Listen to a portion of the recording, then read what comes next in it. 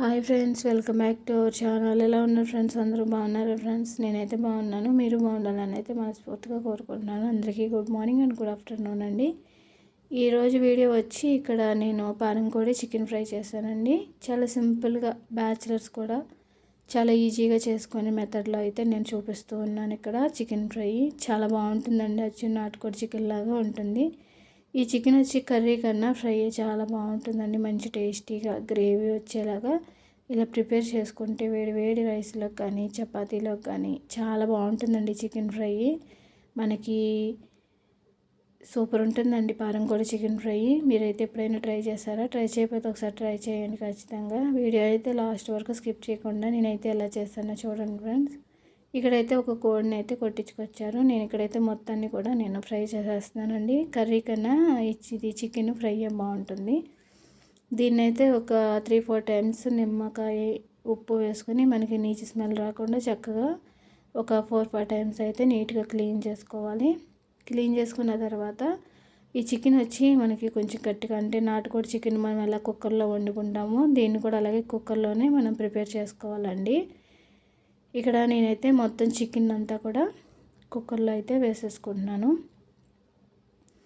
కుక్కర్లో వేసేసుకున్న తర్వాత దీంట్లో నేను వెల్లుల్లిపాయ, అల్లం, జీలకర్ర మిక్సీ పట్టేసాను కదండి, దాన్ని కూడా దీంట్లో వేసేసుకుంటున్నాను. అక్కడ ఒక 2-3 స్పూన్ల దాకా వేసుకోవాలి. ఎందుకంటే మనకి కొంచెం గట్టిగా ఉంటుంది కదా మాంసం. మనం ముందుగానే వేసుకొని విజిల్స్ వేయించుకుంటే మనకి చికెన్ అనేది మంచిగా ఉడుకుతుందండి. తర్వాత దీంట్లోనే ఒక గ్లాస్ వాటర్ వేసుకొని గరిటెతో కానీ చేతితో కానీ దీన్ని ఒకసారి కలుపుకుంటే మనం దీన్ని విజిల్స్ అయితే వేయించుకోవాలి. నేనైతే ఒక 7-8 విజిల్స్ దాకా వేయించాను. ఎందుకంటే పిల్లలు కూడా తిన్నారు కదా, మెత్తగా ఉంటుందని నేను ఒక 8 విజిల్స్ అయితే వేయించాను. చూసారండి, విజిల్స్ వేయించిన తర్వాత చికెన్ అనేది ఇలా వచ్చింది నాకు. మనకి ఇది ఫ్రై చాలా బాగుంటుందండి. చికెన్ ఫ్రై ఖచ్చితంగా ట్రై చేయండి ఫ్రెండ్స్. ఇక్కడ నేను ఆల్రెడీ ఇందాకడ మిక్సీ పట్టిన వెల్లుల్లిపాయ, జీలకర్ర కొంచెం ఉంచాను. తర్వాత దీంట్లోకి నేను ఒక ఆనియన్, పచ్చిమిరకాయ అయితే తీసుకున్నాను. మీకు ఆనియన్ వద్దనుకుంటే స్కిప్ చేసుకోవచ్చు, కానీ గ్రేవీ రావాలి అనుకుంటే ఒక ఆనియన్ అయితే వేసుకోవాలండి.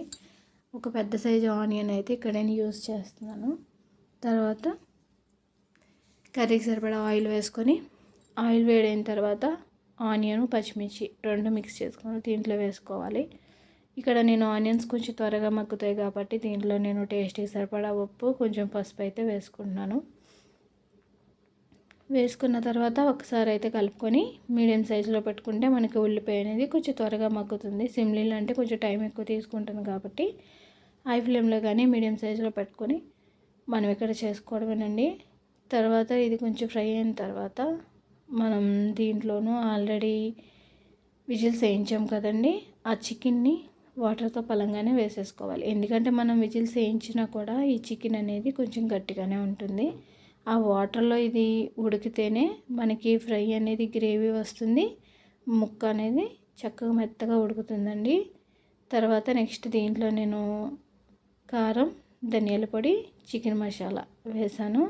కారం అనేది మీ ఇష్టం, అంటే మీరు ఎంత తినేదాన్ని బట్టి అంత. నేనైతే ఒక 2 స్పూన్ల దాకా వేసాను. ఎందుకంటే ఫ్రై కాబట్టి కొంచెం స్పైసీ కోసం నేను ఇక్కడ ఒక 2 స్పూన్ల దాకా కారం అయితే వేసాను. అలా వాటర్తో ఉన్నప్పుడే మనం దీంట్లో కారం అనేది యాడ్ చేసుకోవాలి, మసాలాలన్నీ కూడా. అలా చేసుకోవడం వల్ల మనకి చికెన్కి చాలా బాగా మొత్తం మసాలా అంతా బాగా పడుతుందండి. చూసారు, వాటర్ అంతా ఇంకిపోయి చక్కగా మనకి నూనె అనేది పైకి తేలింది.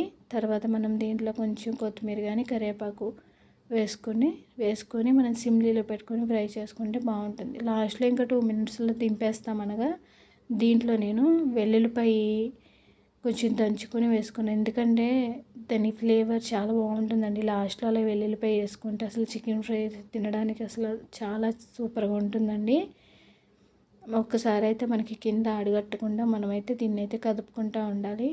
మనం ఇక్కడ వాటర్ ఇంకిపోయే కొద్దీ సిమ్లీలో పెట్టుకొని ఫ్రై చేసుకోవాలి. హై ఫ్లేమ్లో అయితే మనకి మాడిపోతుంది కాబట్టి. ఇక్కడైతే ఫైనలీ చక్కగా చికెన్ ఫ్రై అయితే అయిపోయింది. గ్రేవీ తోటి చక్కగా బ్యాచిలర్స్ కూడా ఎవరైనా కూడా ఈజీగా చేసేసుకోవచ్చండి. అంత బాగా వస్తుంది. టేస్ట్ కూడా వచ్చి నాటుకోడి మాంసం టేస్ట్ లాగే ఉంటుందండి. అంత బాగుంటుంది చికెన్ ఫ్రై. కర్రీ కన్నా ఇది ఫ్రై చాలా బాగుంటుంది. ఖచ్చితంగా ట్రై చేయండి. నేనైతే ఎక్కువగా కర్రీ కన్నా ఫ్రైయే చేస్తాను, పారంకోడి చికెన్ ఫ్రై అయితే. ఓకే ఫ్రెండ్స్, ఫైనలీ నేను చేసిన ఈ పారంకోడి చికెన్ ఫ్రై ఎలా ఉందో కామెంట్ చేయండి, లైక్ చేయండి. Okay friends, bye.